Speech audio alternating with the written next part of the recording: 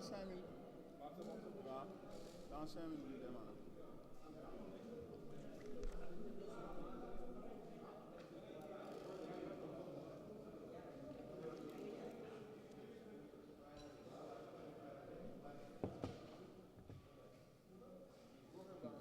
micro bi tam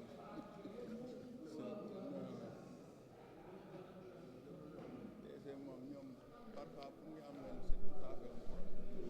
mais des fois damay jël élément rek yónnee la mais moom soo waxee ay problème def fii la ñuy wax logistique ak doo comprendre non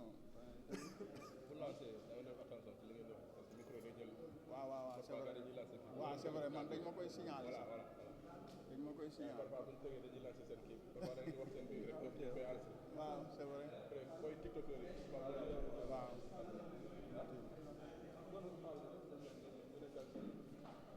c'est bon.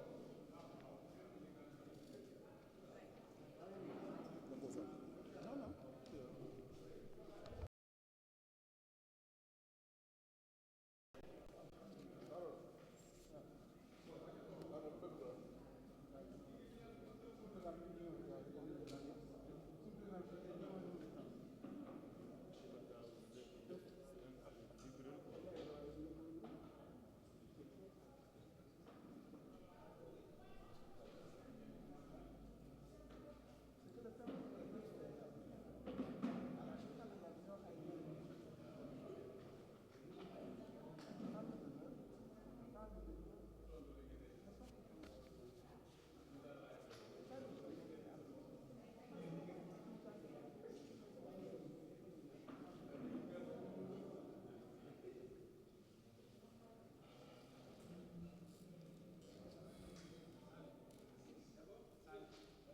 ça c'est bon soo lancé ñu démarrer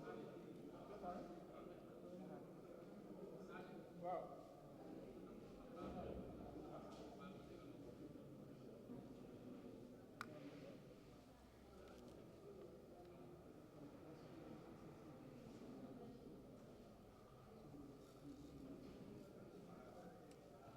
collectif la ñoo yamaati quoi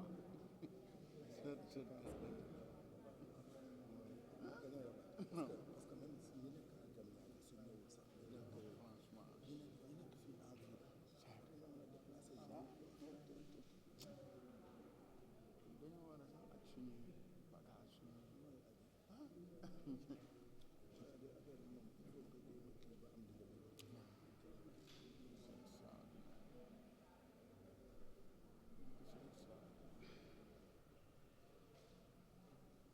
c'est bon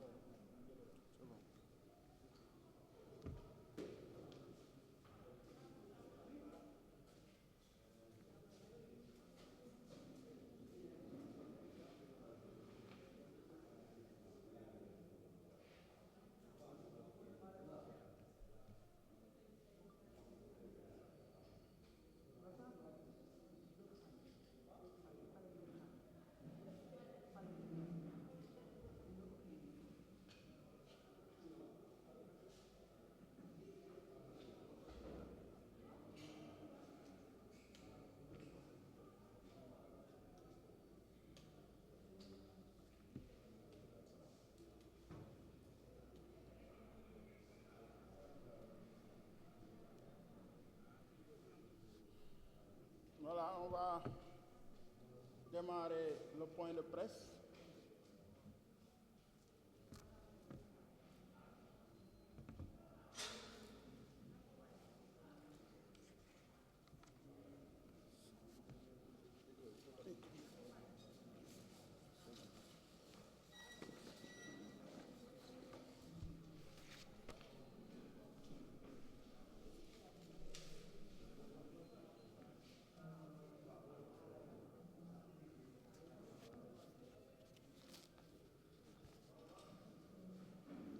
C'est bon, hein? Voilà, merci beaucoup, chers camarades, chers journalistes. Encore une fois de plus, nous vous remercions d'avoir honoré de votre présence pour le point de presse du collectif interministériel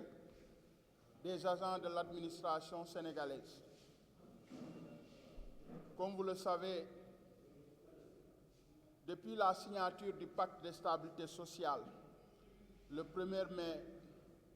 2025, le gouvernement avait pris un certain nombre d'engagements pour la stabilité sociale du Sénégal. Au préalable, il y avait eu des discussions et le collectif était bien présent donc pour parler avec le gouvernement et avait pris donc un certain nombre de mesures par rapport à nos préoccupations. Et comme vous le savez, donc, l'une de nos principales préoccupations était la généralisation de l'indemnité de logement. Effectivement, il y a d'autres points, mais le point le plus important, c'est la généralisation de l'indemnité de logement. Le gouvernement a pris des engagements dans le pacte de stabilité sociale pour un développement inclusif et durable. Pour généraliser cette indemnité de logement à 16 000 agents qui n'en disposent pas, sur donc 186 227 donc, agents qui émargent dans le budget de l'État à travers la solde. Cela a été donc une doléance de longue haleine et a trouvé une oreille attentive auprès du gouvernement qui l'a traduit donc en actes. Vous le savez tous, le 28 juin dernier, à l'occasion du vote de la loi de finances rectificative à l'Assemblée nationale, l'indemnité de logement a été prise en compte dans la LFR. Cette LFR a été donc promulguée et publiée dans le journal officiel le 10 juillet 2025. Et comme vous le savez, une loi, si elle est promulguée et publiée dans le journal officiel, cela devrait faire donc l'effet immédiat, comme le stipule l'article 4 du Code civil sénégalais, et au principe de l'égalité. Une loi régulièrement votée, promulguée et publiée à force obligatoire, erga omnes, dès sa publication au journal officiel, sauf si elle prévoit expressément une date ultérieure d'entrée en vigueur. En l'absence délai fixé, le principe de l'effet immédiat s'applique. Et véritablement, tout est clair. Nous attendions avec impatience la mise en solde de l'indemnité de logement au mois de juillet, c'est-à-dire fin juin. À notre grande surprise, cette indemnité de logement n'avait pas été prise en compte. Nous avons sorti un communiqué pour véritablement demander au gouvernement de procéder à une émission spéciale avant le 5 juillet. Cela n'a pas été fait. Entre-temps, nous avons adressé des correspondances au Premier ministre avec ampliation au ministre des Finances, au ministre de la Fonction publique, au niveau du Haut Conseil du dialogue social, au ministre du Travail, pour qu'il nous apporte des éléments de réponse pourquoi l'indemnité de logement n'a pas été mise en solde. Parce que quand même, nous ne pouvons pas véritablement admettre qu'après 3 ans de lutte, le gouvernement a pris cet engagement fort à travers le pacte de stabilité sociale et tarde donc à matérialiser cet engagement. On s'est dit donc que le gouvernement va se rattraper à la fin donc du mois de juillet pour véritablement procéder à la mise en solde de l'unité de logement. D'autant plus que les informations dont nous disposons, sur le plan technique, tout est prêt pour que véritablement cette indemnité soit payée. Mais pourquoi donc cela n'a pas été fait? Et véritablement, donc avant-hier, nous avons reçu nos bulletins de salaire à travers la solde, et encore une fois de plus, l'indemnité de logement n'est pas donc apparue dans notre bulletin. Ce qui nous a donc mis dans notre état, parce que quand même, nous avons décidé, n'est-ce pas, donc pour une stabilité sociale, signer le pacte de stabilité, tout en espérant que l'engagement que le gouvernement a pris, cet engagement sera matérialisé. C'est pourquoi le collectif interministériel des agents de l'administration sénégalaise va passer à la vitesse supérieure en annonçant des plans d'action que nous allons mettre en place pour exiger du gouvernement le paiement immédiat de cette indemnité de logement. Et puis, il est inadmissible et impensable aussi qu'une correspondance a été adressée aux plus hautes autorités depuis le 20, n'est-ce pas, donc, de ce mois, et véritablement aucune réponse. Pourquoi le gouvernement, donc, ne réagit pas? Nous sommes des responsables. Avant, donc, véritablement, de pouvoir... Nous avons donc essayé donc d'informer le gouvernement à travers une correspondance pour qu'il nous dise pourquoi cette indemnité de logement qui a été votée, qui a été budgétisée, n'est-ce pas, et qui devrait entrer en vigueur au mois de juillet, pourquoi cette indemnité de logement n'a pas été payée. Et aujourd'hui, on se désole de cette situation. Et cela nous pousse à dire que le gouvernement ne respecte pas son engagement. Et le Premier ministre, lors de la signature du pacte, il avait clairement dit que tous les engagements que l'État donc a signés vont être respectés. Aujourd'hui, les agents de l'administration se désolent du fait que donc le gouvernement a jusqu'à 2 mois aujourd'hui où nous vous parlons, cette indemnité de logement n'a pas été payée. Nous avons décidé donc de passer à la vitesse supérieure. En faisant quoi? En élaborant un plan d'action. Parce que le gouvernement doit véritablement nous répondre et nous nous disons qu'est-ce qui fait que donc cette indemnité de logement n'est toujours pas payée. Et pourquoi le gouvernement ne communique pas? Nous interpellons le ministre des Finances, Cheikh Diba, parce qu'apparemment, donc, c'est lui qui doit donner des instructions pour que cette indemnité de logement puisse être payée. Et si véritablement, donc, le ministère Diba aussi, donc, ne donne pas ces instructions, où est-ce que cela bloque? Si ça émane du Premier ministre, nous interpellons le Premier ministre, parce que quand même des responsables qui se sont réunis, ou bien à travers donc des pourparlers de plusieurs mois, et paraphé donc le pacte qui est très fort, parce qu'un pacte, ça engage tout un gouvernement, ça engage l'État. Et pourquoi cette indemnité de logement n'est pas encore payée? C'est pourquoi le collectif interministériel décide, à partir donc du lundi 8 septembre 2025, de procéder à ce qu'on appelle la semaine rouge de l'administration. Au niveau des 25 ministères qui composent le collectif, au niveau national comme au niveau déconcentré, nous allons arborer des brassards rouges pour montrer notre mécontentement face au gouvernement qui aujourd'hui donc ne respecte pas son engagement par rapport donc à l'indemnité de logement qui est budgétisée, qui est votée. Et si le gouvernement donc ne procède pas à ce paiement immédiat, nous allons donc déposer une demande de marche pacifique pour véritablement donc mobiliser tous les agents de l'administration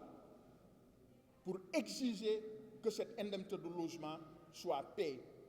Nous n'allons plus négocier par rapport donc à cet état de fait, parce que quand même, c'est l'une des premières mesures qui doit faire l'objet d'une application immédiate. Et si cela n'est pas fait, donc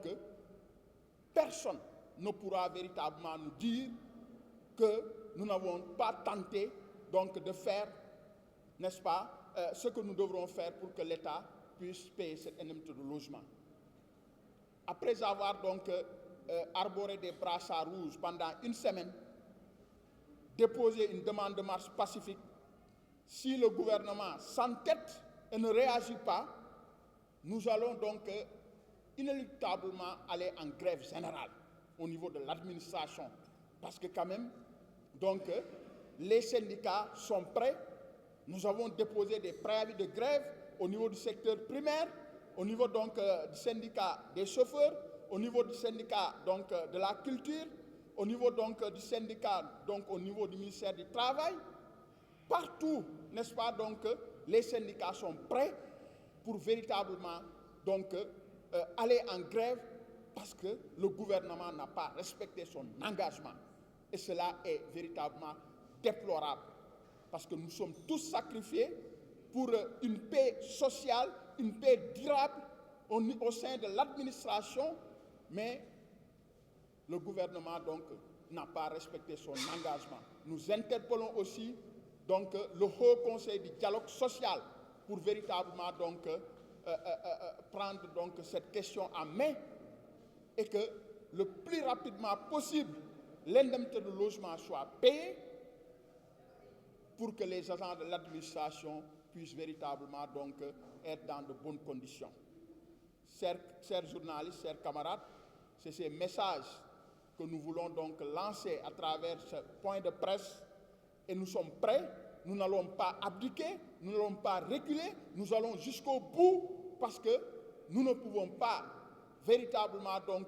comprendre pourquoi cette indemnité de logement n'est pas payée et nous exigeons un rappel parce que quand même une loi qui est votée, qui est budgétisée, donc on doit nous faire un rappel de cette indemnité de logement du mois de juillet, du mois d'août, n'est-ce pas, pour que vraiment nul n'en ignore. Donc c'est ce message-là que nous voulons lancer et la balle est dans le camp du gouvernement. Nous sommes des syndicalistes et nous allons nous battre. Nous allons utiliser tous les moyens nécessaires pour pousser le gouvernement à réagir. Parce que c'est un engagement qu'il a pris, c'est quelque chose qui a été voté. Pourquoi elle n'est pas appliquée? Il faut qu'il nous donne cette réponse. Et si cela n'est pas fait dans les prochains jours, ce plan d'action que je viens d'être énuméré sera exécuté et véritablement, nous n'allons pas abdiquer, nous ne laisserons aucun détail pour que vraiment ce gouvernement donc puisse respecter son engagement. C'est Omar Dramé, coordinateur du collectif interministériel des agents de l'administration sénégalaise. On va passer en wolof. Je vais donner à mon adjoint donc de prononcer en wolof. Merci.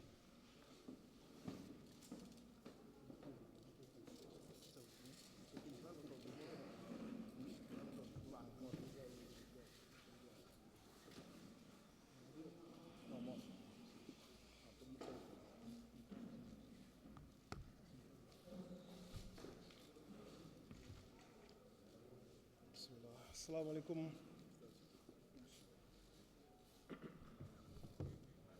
mbokk journaliste yi mbokk Sénégal Mor Diouf la nekk coordinateur adjoint collectif interministériel ma ñëw rek ngir faram fàcce ci wolof li camarade Dramé tënk ci nasaraan di wax ni xam naa ni sax suñu mbokk journaliste yi ak sénégalais yi dinañu laaj lan la wànq di dox noor ndaxte umpalewul kenn ni jamono yi ñu toll daf ñu waroon fekk ci lu ñu wax bër muy trêve syndicale kon bu ñu gisee ay syndicat yoo xamante ni ay la yëwan jaare ko ci seeni centrale syndicale yi ñu bokk signé woon li ñuy tuddee pacte de stabilité sociale muy document bu ñu xaatimoon ci kanamu le premier ministre monsieur Ousmane Sonko mu jiite gouvernement Sénégal signé ko ci kanamu le ministre du travail Abbas Fall signé ko ci kanamu le ministre Olivier Boucal muy le ministre de la fonction publique mu jaboote bépp fonctionnaire buy liggéey ci administration sénégalaise kon loolu lañ ca xaatimoon mooy gouvernement du Sénégal jël ay engagement jëmale ko ci bépp liggéeykat bu nekk ci fonction publique kuréelu syndicat yi ëmb liggéeykat yi te collectif bi bokk ci jaboote ñaar fukki ministère ak juróom jaarale ko ci centrale syndicale yi xaatimoon tamit document boobu jël ci ay engagement mooy dakkal lépp luy grève ci administration ci diiru ñetti at looloo tax ma tàmbalee sama waxtaan ni war nañoo laaj lu wànq di dox noor ndaxte heure bii ñu nekk nii dañoo waroon a fekk ci bër ñu jublu ci comme ni ñu ko waxee liggéey réew mi jaarale ko ci li ñuy wax pacte de stabilité sociale waaye loolu nag ay la yëwan li ñuy wax cin bu naree neex su baxee xeeñ cin bi mu baxee li muy xeeñ neexul li tax ñu ni neexul mooy ni gouvernement du Sénégal dafa jël ay engagement bokk na ci engagement yooyu bi ci ëpp solo wala bi ëpp lu muy laal ci administration muy 16000 travailleurs yoo xamante ni dañ leen a boddi woon ci lu ñuy wax ndàmpaayu dëkkuwaay ginnaaw bi ko seeni morom di am di ay fonctionnaire ni seeni nawle di ay fonctionnaire gouvernement bi jëloon décision ni da koy généraliser maanaam da koy lawal ci bépp travailleur bu nekk ci fonction publique jox la ndàmpaayu dëkkuwaay boobu kon gouvernement bi jëloon na yeneeni engagement yoo xamante ni dañ koo dëxëñ ci pacte de stabilité boobu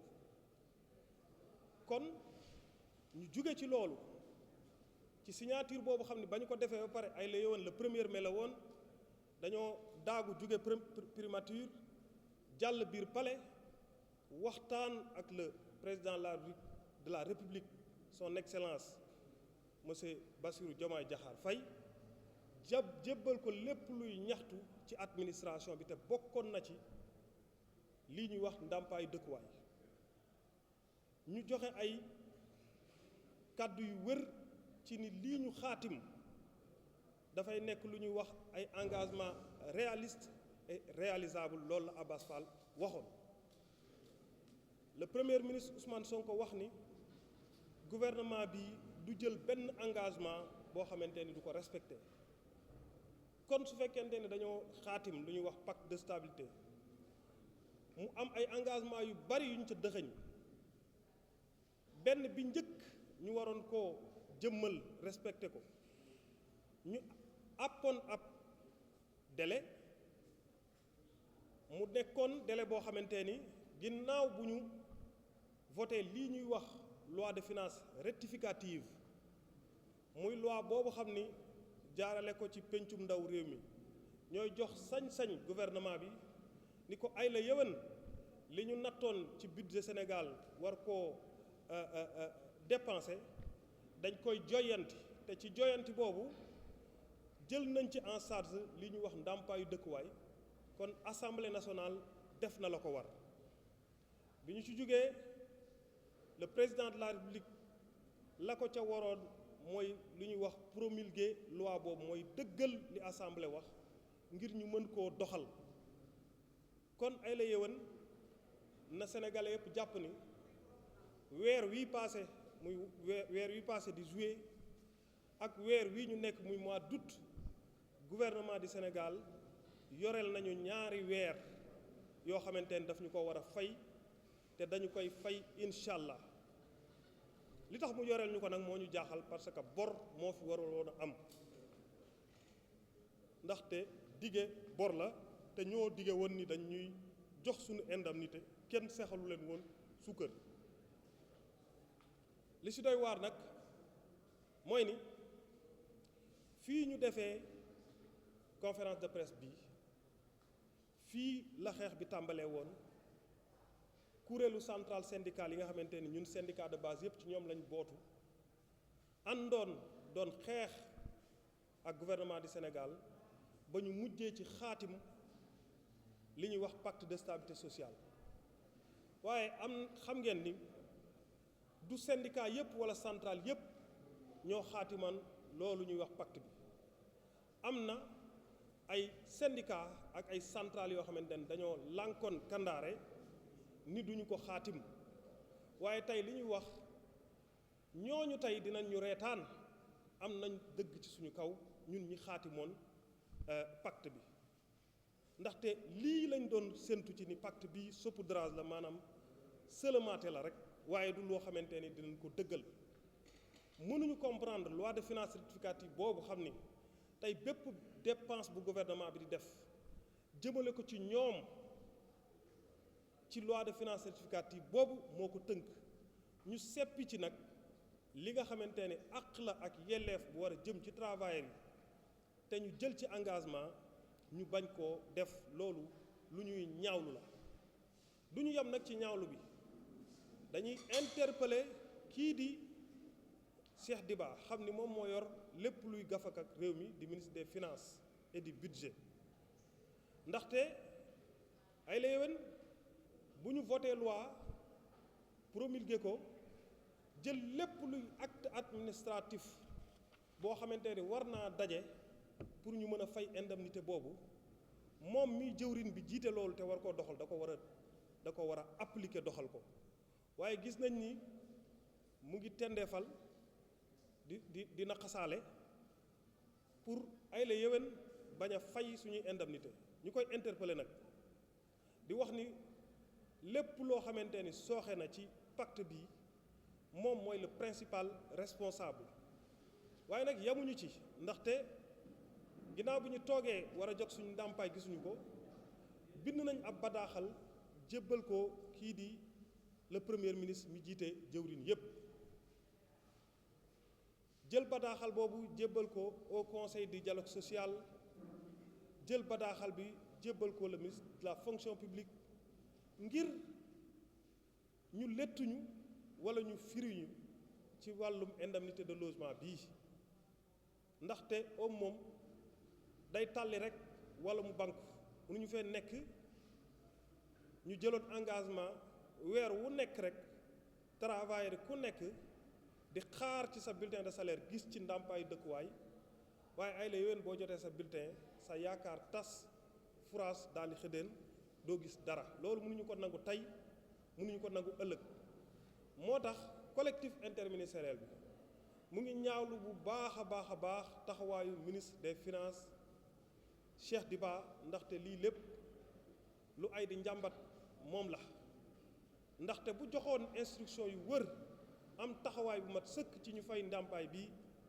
ay la yowén kon fay nañ ko bu yàgg kon mbokk yi mën ngeen a comprendre nag ni du ñu yem rek ci interpeller gouvernement bi dañuy interpeller centrale syndicale yi nga xamante ni ñoo xaatimoon pacte boobu xam ni lépp luy jàmbat ci at yii ñu génn ak at yi ñu jëm ci travailleurs yi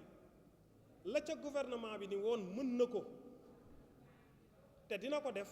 ci pacte boobu la ko jëmmal lam ni mënu ko mu ni mënuma ko kon nag dañu laa jébbal ay njàmbat yu bari nga ni ci diiru waxtaan woo xamante ni ma nga tàmbale woon ca weeru koor ga ba muy jeex ca 1er mai nga xool càmbar ak say service lépp luy jàmbat ci administration de manière globale ni ay la yowén lii laa ci man lii mënuma ko ñu nekk ay gor nekk ay patriote nekk ay républicain gëm ni gouvernement bii gouvernement bu yees la ñu war koo accompagner ci développement économique réew mi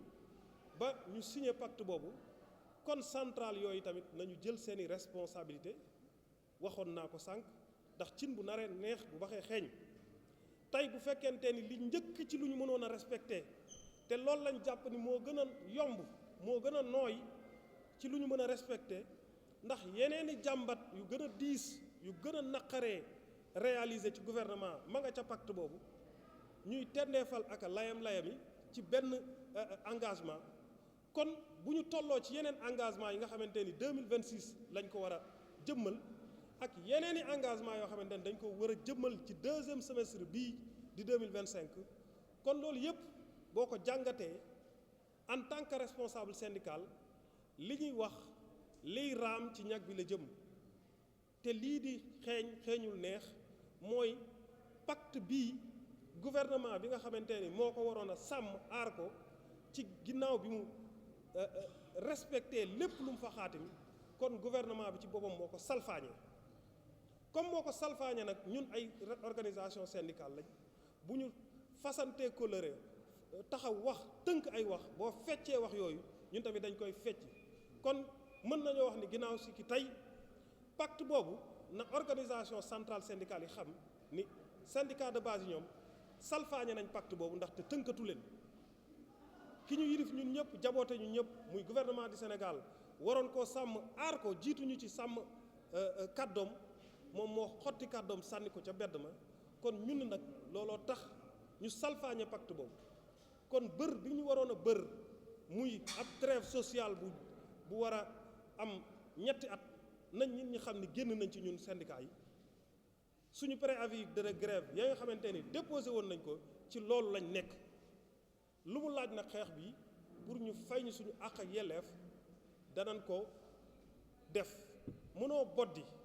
ci at yu bari fukki junni ak juróom-benni travailleur ci téeméeri junni ak juróom-ñett fukki junni travailleur yoo xamante ni mën nga leen di jox ndàmpaayu dëkkuwaay am na ci sax ñoo xamante ni am nañ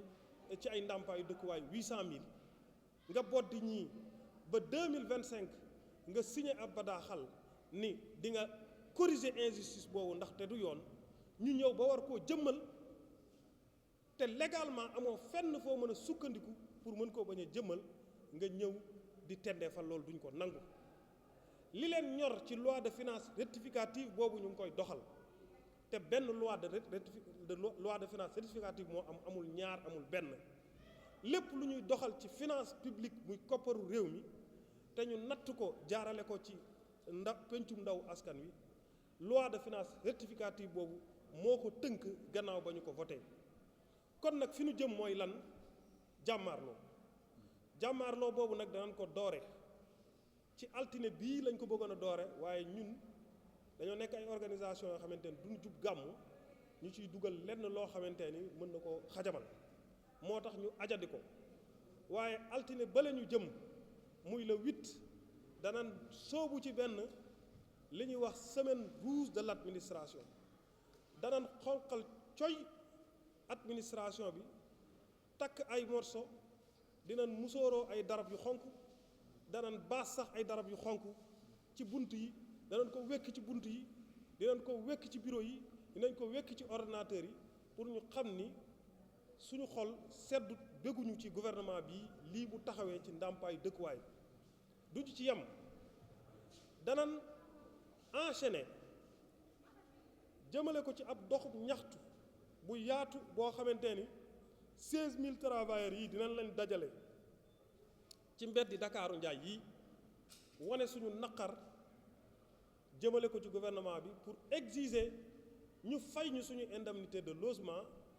te ñu boole ci biir fay boobu suñu ñaari weer yoo xamante ne ñooñu ko yoreel te duñu leen ko baal amul négocier nañ ñu fay suñu ñaari weer yooyu buñ ñuy fay nan ñu ko ci dëxanaale rappel ñu ko loolu la ñuy wax rappel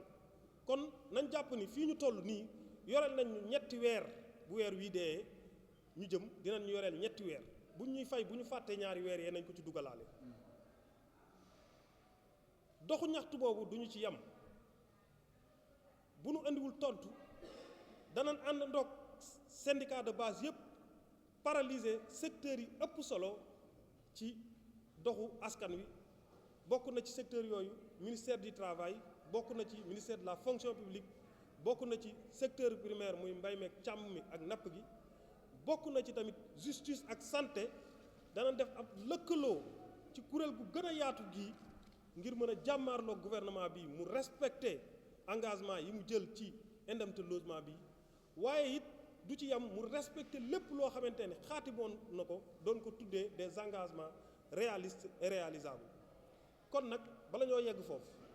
ki nga xamante ni mooy njiitu réew mi muy le président de la République moom la ñuy jëmale kàddu gi na wax ak jëwrinam bu njëkk muy monsieur Ousmane Sonko mu wax ak Cheikh Diba ñu fay ñu suñuy koppar loolu mooy dëgg au conseil du dialogue social na jouer rôle am gis nañ ko fu tàkk day bàyyi ba mu tàkk mu jug di wootee ka am na si pexe na daay gi bala moo tàkk na fexe na daay gi bañ a tàkk bu mu bàyyi ba mu tàkk mu naan da koy fay daay gi bu tàkkee du ko mën a fay loolu lañ koy wax di ko interpeller centrale syndicale yi na ngeen xam ne li ngeen xaatim syndicat yi ñoo bootu ci yéen te syndicat yooyu tamit ay responsable lañ ay magum jëmm lañ la ngeen xaatim soo leen bëggee xaatim boobu am solo ñu respecté ko na ngeen wax gouvernement bi mu respecté engagement am ndax bu ko respecté wul ñun dara tënkuñu kenn nit moomuñu am nañ ku ñu yilif nag boot nañ ci nit waaye bu ñu bëggee salfaañe suñu àq ak suñu yelleef dañuy lànk ba wut ku ñuy lànkle maa ngi leen di sant leen gërëm di kontaan ci teew bi ngeen ci teew di jàllale toujours suñuy message jërë ngeen jëf. Merci beaucoup. Mor Diouf coordonnateur adjoint collectif interministériel des gens de l'administration. Coordonnateur national du collectif des agents interministériels de l'administration, le EG Omar Dramé, suivi de la déclaration de son adjoint, le EG Mor Diouf. La parole est à vous pour les questions, s'il vous plaît. Qui a des questions?